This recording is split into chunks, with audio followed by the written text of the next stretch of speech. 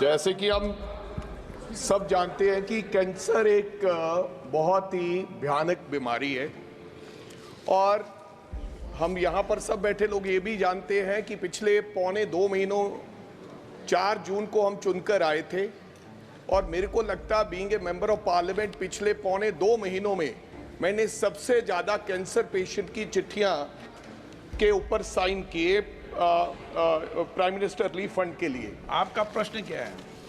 मेरा सवाल ये है, मैं आपके माध्यम से पूछना चाहता हूँ कि इससे कोई बच नहीं पाया, बहुत खतरनाक बीमारी है। क्या ऐसा हो सकता है जहाँ पर हम ये कहते हैं कि world fastest growing economy Bharat बन चुका है, जब बनने जा रहा है, और आज भी बिलो पॉवर्टी लाइन लोग जो कैंसर का इलाज कराने के लिए यहाँ धक्के खा रहे हैं, कोई वहाँ धक्के खा रहा है, कोई हमारे से साइन करा रहा है। क्या ऐसा हो सकता है इस देश में कि जो कैंसर पीड़ित लोग हैं, उन बिलो पॉवर्टी लाइन है, जब मिडिल क्लास लोग हैं, उनका इलाज मुफ्त किया जाए? दवाई सस्ती क्यों करनी है? मैं आपके माध्यम से मंत्री महोदय से पूछना चाहता हूं माननीय मंत्री जी, कि करोड़ों रुपया लग जाता है, क्या उनका इलाज फ्री हो सकता है? ओके। माननीय सदस्य की जो भावना है उसकी मैं कदर करता हूं।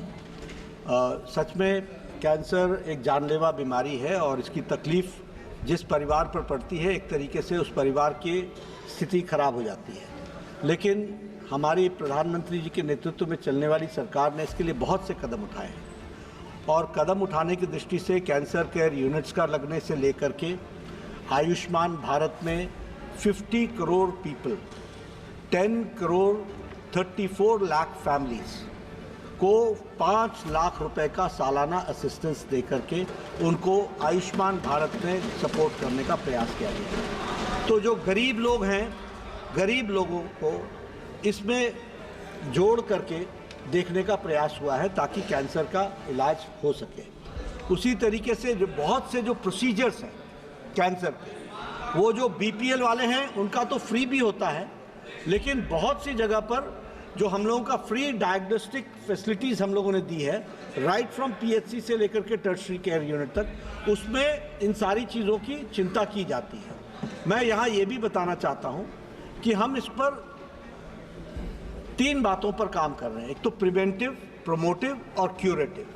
प्रिवेंशन पर भी बहुत काम चल रहा है क्योंकि इसकी प्रेवलेंस ना हो, और प्रोमोटिव हो ताकि हम हेल्थ को प्रमोट करते हैं। अब कई लोग हमारे को बहुत कहते भी हैं, लेकिन आपने देखा होगा कि हर टोबैको पर हम लोगों ने लेबल लगा करके कैंसर के इम्पैक्ट्स को बताने का प्रयास किया है।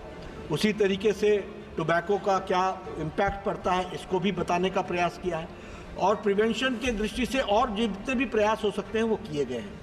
जहाँ तक क्यूरेटिव का सवाल है, हमारी कोशिश है कि हम कैंसर पेशेंट को एफोर्डेबल और एक्सेसिबल उनकी दवाई का इलाज उनके इलाज की व्यवस्था कर सकें, और इस पर सरकार प्रयासरत है। सुश्री संभवी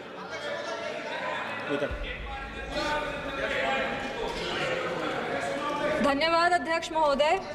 सबसे पहले मैं सरकार को धन्यवाद देना चाहूँगी कि उन्होंने 3 कैंसर ड्रग्स पे कस्टम ड्यूटी को एग्जेम्प्ट करके कैंसर ट्रीटमेंट को और अफोर्डेबल किया।